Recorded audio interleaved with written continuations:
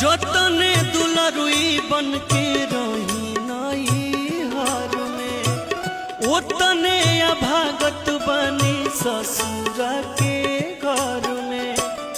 अखिया लागल रहे मधुमखिया देखले नया पंजो। अखिया लागल रहे मधुमखिया देखले नया पंजोर। भाठी दिहले पापाए मम्मी दुलरी धिया